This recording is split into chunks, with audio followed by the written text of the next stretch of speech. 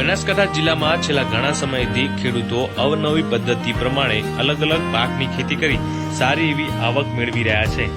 ત્યારે લાખણી તાલુકાના જસરા ગામના ગણેશભાઈ ચૌધરી પણ છેલ્લા 5 વર્ષથી અલગ અલગ શાકભાજી પાકની ખેતી કરી સારી એવી આવક મેળવી રહ્યા છે। આ વર્ષે તેઓએ 25 વીઘામાં કુલ 2.5 લાખના ખર્ચ સામે કાળેંગણા પાકની ખેતી કરી છે। ગણેશભાઈ ચૌધરીએ અત્યાર સુધી 3.5 લાખ કરતા વધુ રૂપિયાની આવક મેળવી અન્ય ખેડૂતો માટે આ ખેડૂત એક પ્રેરણારૂપ સાબિત બન્યા છે અને હજુ પણ તે કાળેંગડાના બિયારણમાંથી પણ સારી એવી આવક પણ મેળવશે। મારું નામ ચૌધરી ગણેશભાઈ ભીખાજી, ગામ જસરા, તાલુકો લાખણી, જિલ્લો બનાસકાંઠા। હું ધોરણ 10 સુધી અભ્યાસ કરેલો છે અને શરૂઆતમાં હું પરંપરાગત ખેતી કરતો હતો, પણ એ ખેતીમાં કંઈ એટલું બધું જેટલી મહેનત હતી એના પ્રમાણે કંઈ વળતર થતી નથી। એના હિસાબે આ કોઈ પૂર આવવું, કોઈ ઓછા પાણીના પ્રશ્ન હોવાથી અમે વિચાર્યું કે કંઈક નવું કરવું જોઈએ। તો અમે શરૂઆતથી ઓછા જમીનથી 1 વીઘાથી શરૂઆત કરેલી। તેમાં અમે મરચાં અને ખીરા એવું શાકભાજી શરૂઆતમાં લગાવેલી, ડુંગળી વગેરે। એટલે અમને સારું લાગતા અમે બીજી ખેતી તરફ વળ્યા કે ભાઈ આમાં કંઈ પરંપરાગત ખેતીમાં તો કંઈ એટલો બધો ફાયદો છે નહીં, પાણી ઓછા છે, તો કંઈક નવું કરવું જોઈએ। એના માટે કરીને અમે આ શાકભાજીની ખેતી ચાલુ કરેલી। આ ડ્રીપ સિસ્ટમ અને ઓછા પાણીની જરૂરિયાત પડે એના માટે કરીને અમે કે શું કરવું જોઈએ આ ખેતીમાં, નવીનતમ શું કરવું જોઈએ, તો અમે ડ્રીપ અપનાવી અને ડ્રીપ અપનાવ્યા પછી અમે આ શાકભાજીની ખેતી ચાલુ કરેલી। એમાં શરૂઆત અમે આ કીધું તમને મરચીથી અને ડુંગળીથી રવા પાકથી શરૂઆત કરેલી અને પછી ધીમે ધીમે અમને એવું લાગ્યું કે ભાઈ આમાં સારું વળતર મળે એવું છે, તો અમે થોડાક વધારે જથ્થામાં ચાલુ કર્યું। આજે લગભગ 4 વર્ષથી હું આ જ ખેતી કરું છું અને આ સાલ અમે કાળેંગણાની ખેતી કરેલી છે, જેમાં અમને સારું ઉત્પાદન મળ્યું છે।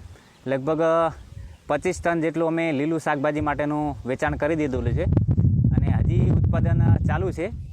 એટલે સમજી લો કે 3-3.5 લાખ રૂપિયાનું અમે લીલું શાકભાજી માટે વેચાણ કરી દીધેલું છે અને હજી બી ચાલુ છે। એટલે અંદાજિત છે 1 લાખ રૂપિયા જેવું હજી થશે। જે બીજ કાઢવાનું છે એમાંથી અમે એક કંપની સાથે કરાર કરેલો છે, જે આપ તમે જોઈ શકો છો કે આ કાળેંગડા છે એનામાંથી અમે બીજ કાઢશું થ્રેશરિંગ કરીને। પછી એક કંપની સાથે અમે કરાર કરેલો છે જે બીજ આપવાનું છે। એ કંપની અમને 6,000ના ભાવથી, પ્રતિ મણ 6,000ના ભાવથી એ આ બીજ ખરીદવાના છે। એટલે આમાંથી લગભગ એવી ગણતરી છે કે આ સમજો ને કે પ્લોટ મારો છે 25 વીઘાના, 3 ભાડાપટ્ટા સાથે 25 વીઘાનું ખેતર છે। એમાંથી અમને 200 મણ બીજની આશંકા છે, મતલબ બીજ 200 મણ તો જેવું થઈ જ જવાનું છે। એટલે અમે આ કંપનીને વેચાણ કરવાના છીએ। એટલે આ 6,000થી ભાવે આપેલું છે, એટલે 6-12 લાખ રૂપિયા જેવી અમને આમાંથી આવક થવાની સંભાવના છે। આમાં અમે કુલ 5 વીઘા ઘરની અને બાકીની 20 વીઘા જેવી ભાડાપટ્ટે રાખેલી છે। એમાંથી અમને ઉત્પાદન લીલા શાકભાજીમાંથી 3.5 લાખ રૂપિયા જેવું મળેલું અને હજી સિઝન ચાલુ છે। ખર્ચ તો સમજો ને કે 1.25 લાખ 1.5 લાખ જેવો ખર્ચ થયેલો છે। ડ્રીપ સંગાથે ગણીએ તો 2.5 લાખનો ખર્ચો થયેલો છે। એની સામે લગભગ સમજો ને કે અમે 3.5 લાખ રૂપિયાનું તો લીલું વેચાણ કરી દીધેલું છે અને આ અત્યારે બીજ નીકાળવાનું છે, આમાં કંપનીના આધારે કરાર કરેલો છે। એમાં લગભગ 200 મણ જેટલી થાય। આ સિઝનમાં 15 લાખની આવક થશે। ખર્ચ કાઢતા અમને 11-12 લાખ રૂપિયાની આવક થશે। અન્ય ખેડૂતોને સંદેશ એ જ આપવા માગીશ કે અમારા બનાસકાંઠા વિસ્તારમાં પાણીની બહુ સમસ્યા છે। એટલે હવે પરંપરાગત રીતેથી કંઈ ખેતી થાય એમ નથી।